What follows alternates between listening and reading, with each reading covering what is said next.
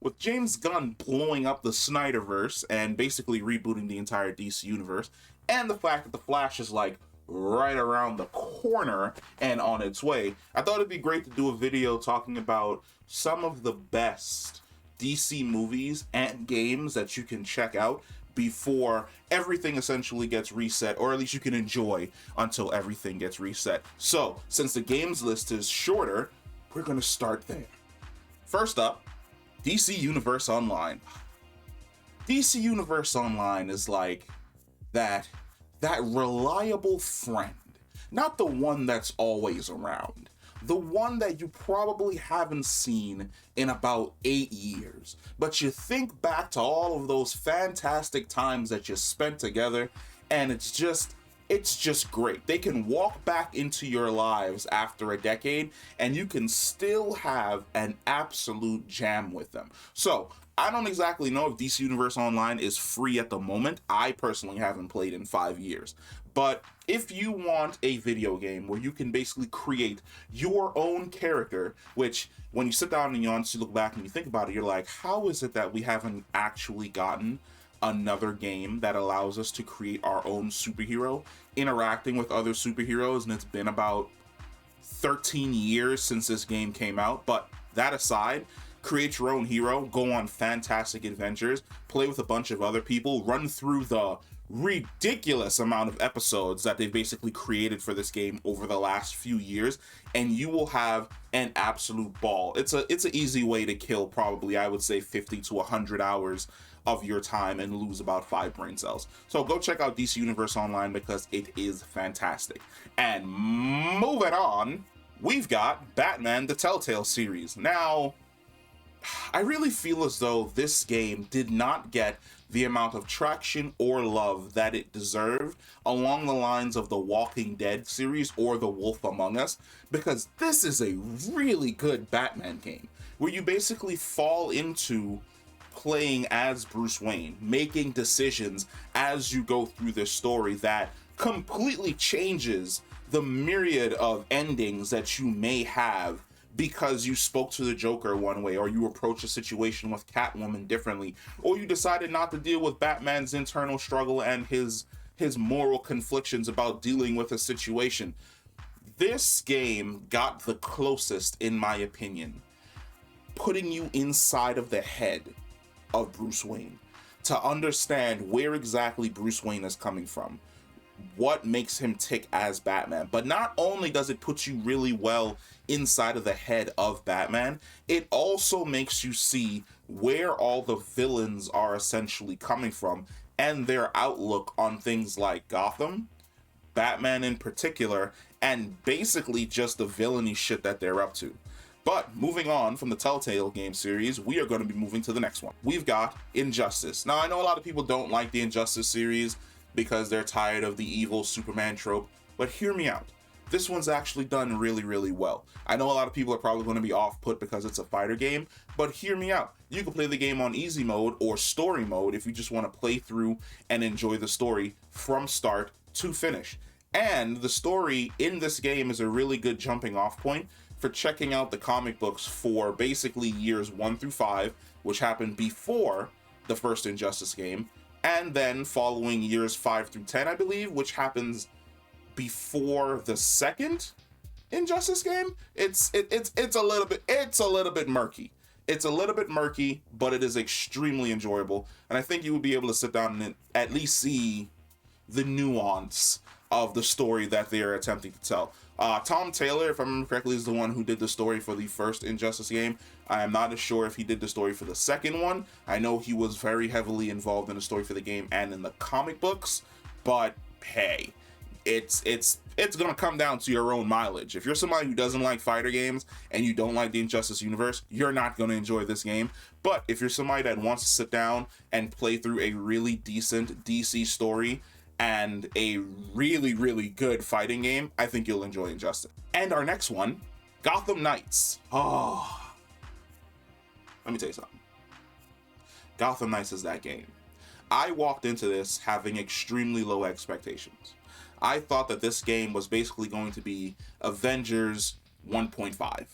where I was not going to enjoy my time. I was going to be upset the entire time. I was going to hate the fact that I had to play through this game to get all the way to the ending. You know what ended up happening? I ended up loving this game. I ended up playing this game to completion, and then I ended up going back and playing the game again on New Game Plus. I haven't been back to play any of the new things that they've essentially added to the game, which I think they added raids and then hard mode difficulty multiplayer battle arenas, which sounds dope as hell, so I probably should check it out. But like right now I'm playing other games that may get me in trouble if I mention on the channel.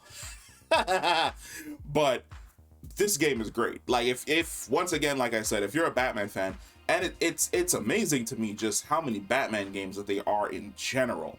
It's almost as if like people at DC don't want to take chances with other characters or other genres or other games involving other, you know, characters. I'm hoping that Justice League versus the Suicide Squad is going to basically change that.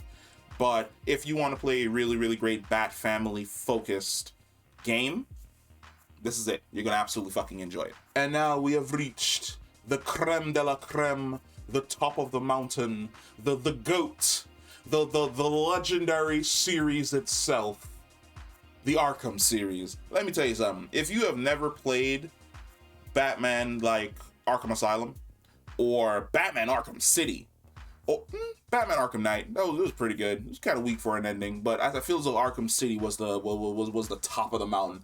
It was the peak, and then Arkham Knight was like the adjacent mountain over there on the side. You will absolutely friggin' enjoy this entire series. This is the greatest Batman story ever told. If the Telltale Batman series was the one that basically got you inside the mind of the Caped Crusader, this puts you in the body of the Caped Crusader. You walk out physically, emotionally, and mentally exhausted from all the trauma that they basically put you through throughout all three of these games. This game is absolutely fantastic. The fight system for this game is so good that it had people mad at Gotham Knights, which also had a decent fight system, for not being as good as the fight system from a game that came out 8 years before. That is how good the fight system was in Batman throughout the entire Arkham Trilogy.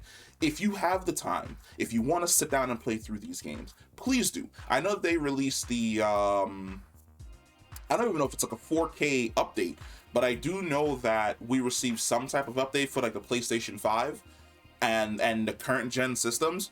Pick up this game, pick it up cheap, pick it up on like a Steam sale, pick it up on like the PlayStation Spring Summer sale. Pick these games up, play through them, love them, join the Bat family with the rest of us. You're gonna have a ball, and I can only pray to God that going forward in the next 10 years, we get games that involve the Green Lanterns, the Flashes, probably a Green Arrow game. Like, there are so many other DC characters that I would love to see video games for. But we are done with the video games part, and we're gonna be moving on to the movies. Oh my God, movie-wise, there are so many. I don't know if I'm gonna name them all. I'm probably not.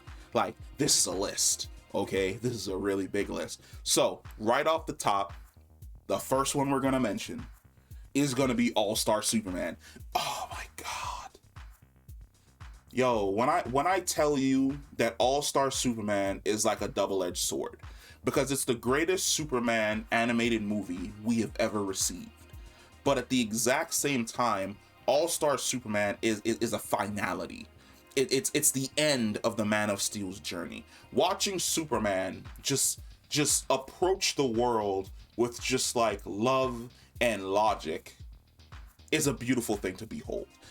This movie, if you are a Superman fan, this movie should have a place of honor on your shelf, where every once in a while when you're feeling nostalgic about Superman and you don't feel like popping in a Christopher Reeve movie, that's an honorable mention, but the Christopher Reeve movies will not be on this list. You could just go, you could just pick up All-Star Superman. We're not even in the physical like realm anymore, we're in the digital realm. You can boot up like HBO Max, go to the DC section, click on All-Star Superman, play that bad boy, sit back, and you know you're gonna have like a fantastic time with this movie because of how fucking good it is. But that's enough with All-Star Superman. We're gonna move on to the next one. Taking a step back from Heroes, or should I say we're not taking a step back from Heroes, it's more like an adjacent step to the side. we're going to be talking about Justice League Gods and Monsters. So, I didn't know how to feel about this when it initially came out. Because anytime you decide to like completely change up the lore and give me something new, your boy is skeptical coming in. Like, I'm like, they're gonna mess this up, they're gonna mess this up. They didn't mess this up at all. The entire premise of this movie is super dope. Instead of Kal-El being the one born on Krypton, it's actually General Zod. There's some dubious moral questions that are basically asked at the beginning of this. Like, my man Zod just walked into the room and hijacked Jor-El's wife's egg and just implanted his DNA and sent that bad boy off to Earth. But the story of General Zod's son basically being raised by Mexican immigrants, and the idea that Wonder Woman never left Themyscira. It's I forgot her name from the New Gods, who basically takes on the role of Wonder Woman, and she's more of a more sexualized Wonder Woman, but she's just as physically imposing as Diana. And then the idea that Batman doesn't exist in this universe. Kurt Langstrom, Man-Bat, is Batman, and he's a literal vampire drinking people's bloods. It reinforces the idea that these people are helping the world through like fear. Because Langstrom, the very first time you see him, snatches up Harley Quinn, drinks her freaking blood. General Zod's son has no qualms killing people. Neither does Wonder Woman. The government is terrified of them, and they basically make them do their own thing because they are helping. But it's also interesting seeing how they react with the world in general. Like, for instance, there's this great scene where the government attempts to use Brainiac as like a weapon, but it's a child and he's in constant pain. And Zod goes to him because he's the only one who can reach him. And he sits down with Brainiac, and it almost reminds me of Justice League the Animated Series when Batman sits down with Ace, and they basically have that conversation. Batman waits for Ace to pass away and holds her hand the entire time. Brainiac asks Zod to basically lobotomize him. There are some deep moral questions that are asked in this movie, and it is backed up by the fantastic acting of this cast. You will enjoy this movie. But moving on from Gods and Monsters, we're going to be hopping back over to the regular Justice League. And back with the regular Justice League is Crisis on, well, it's not Crisis on Infinite Earths. I think it's Crisis on 2 Earths, Crisis on 1 Earth, Crisis on the Injustice, Crisis on 2 Earths. Yeah. If you wanted a Justice League movie, I feel as though this is one of the penultimate Justice League movies that isn't super dark. I mean, it is morally dark. There's some morally gray decisions that are made in this movie. For instance, Batman like doing what he does and tricking Johnny Quick. I'm not going to ruin it if you've never seen the movie, but know that there's a dirty trick that is played by Batman that brings about some moral questions as to why exactly the Caped Crusader remains on the Justice League. Because if I was on the team and I saw him do that, I would runneth thy hands with Batman. This movie is great. Having bad guys in, like, let's say Lex Luthor, because he's the main one you're going to be running into. Having somebody like Lex Luthor show up on main Earth and having no one trust him. Because in this world, all the villains are heroes. And on the main world, the villains are basically villains. And then having like that weird dynamic where they're trying to work with each other to basically save this world from destruction from the people in the Earth Prime that are basically looked at as heroes. So good. It's absolutely so good. There's also like this really weird and deep romance that happens between Martian Manhunter and Slade Wilson's daughter that it feels shoehorned in, but Martian Manhunter is like, Matt, I don't know why, but Martian Manhunter in this movie is fantastic. So when he sits down and he explains his people's way of just like sharing a life, it's almost like when Itachi killed his girlfriend before he left the village and he showed her the entire life that they could have. It was like a melding of the minds, and I actually ended up enjoying it. Then the philosophical debate between both Owlman and Batman as to like what's good, what's gray, what's evil, who looked into the abyss, who blinked, who knows true fear. Dope. Fantastic. And I know you're gonna love it. And if you've seen it, I know you love it as much as I love it. And we're gonna move on to the very next one. I had to rack my brain.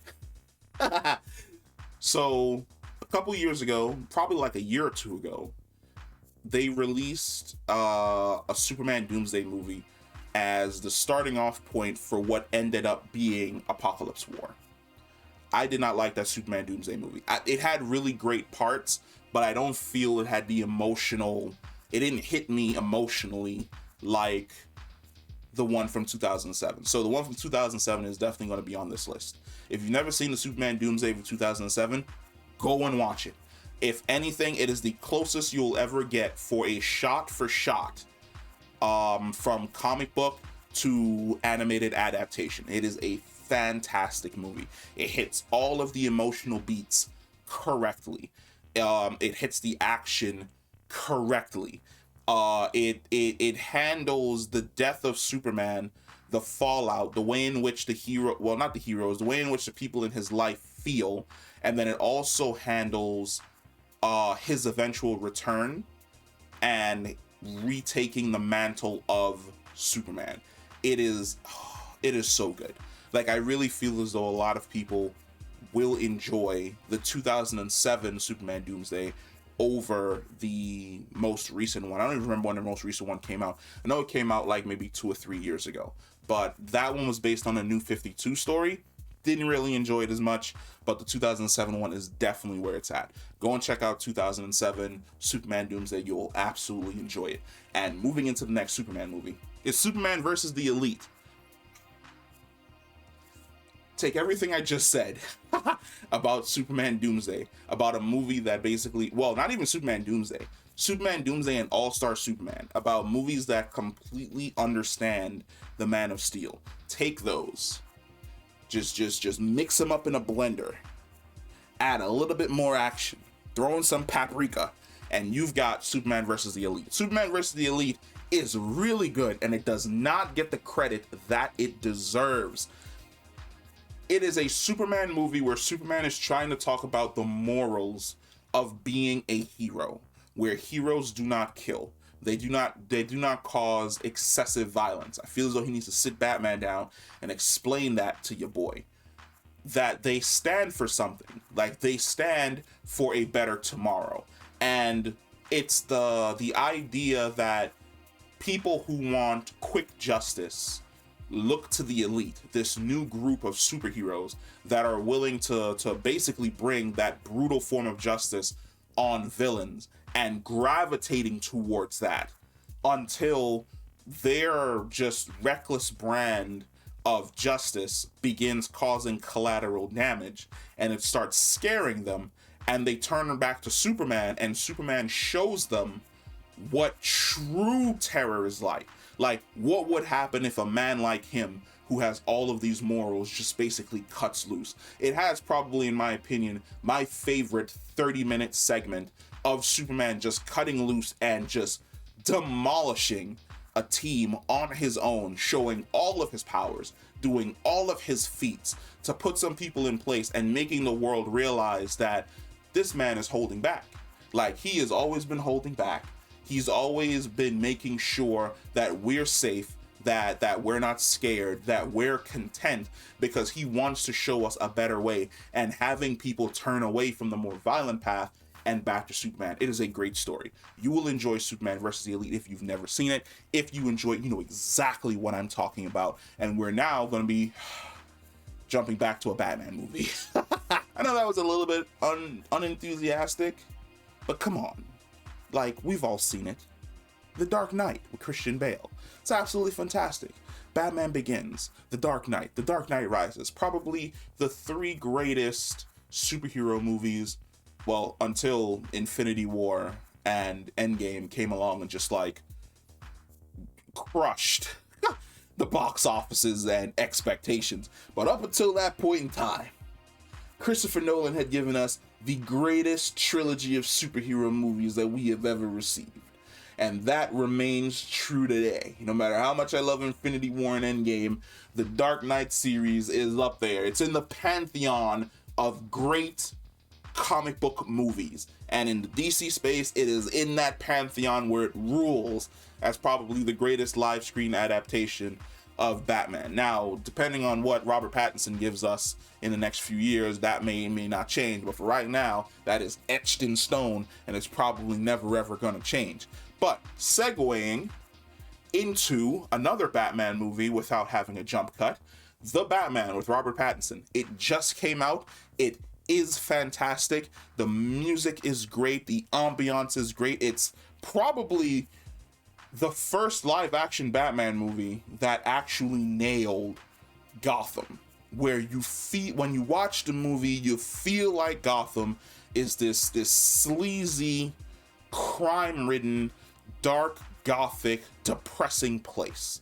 And Bruce Wayne exists in there, where he is just as dark and gothic and as avenging and angry of a Batman as you've ever seen. This movie perfectly captures what I feel like is the idea of Batman. Now, this is Batman Year 2, and hilariously enough, this also segues into something else, which is Batman Year 1, the animated film.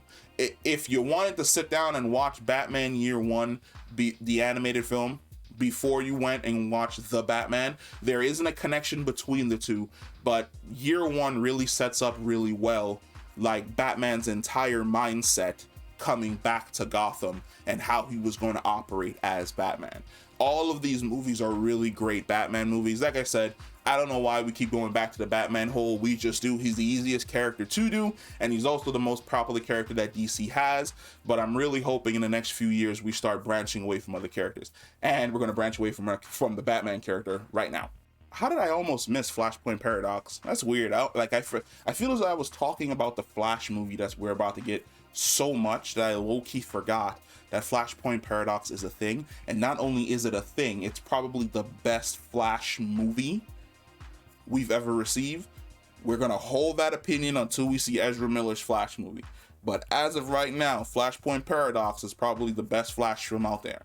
If you want to see what Flashpoint in the comic books was like, go and watch this movie. You're gonna absolutely freaking enjoy it.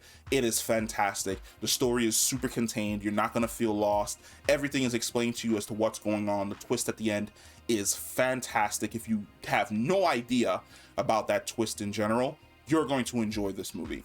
It'll also get you prepped and hyped for what we're hoping to get with Ezra Miller's Flash movie down the line. I really don't want to talk about it too much. I really don't want to spoil anything, especially for people who've probably never read the comics, never seen the movie, and want to go into this blind. If you want to go into the new Flash live action movie blind, do not watch this movie. If you want to see basically where the inspiration for this film is going to be coming from, go and watch this movie.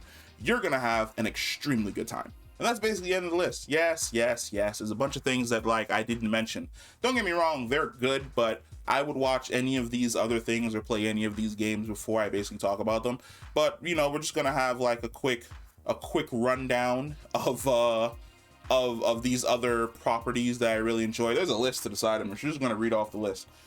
We've got Man of Steel, we've got Joker, we've got Watchmen, we've got the very first Wonder Woman movie, we've got Justice Society World War II, we've got Superman Returns with Brandon Routh, and we've got, what else do we have? Both the Suicide Squad movies. I don't even know if I mentioned both of those already, but those are all like honorable mentions. I feel as though I missed a movie. I probably did miss a movie, and if I did miss a movie, I'm just gonna like go back and edit it in somewhere so that it actually fits in. But yeah, welcome to the end of the list. Let me know if you've seen any of these movies, you've played any of these games. Comment down below, and I will catch you in the next one. Peace.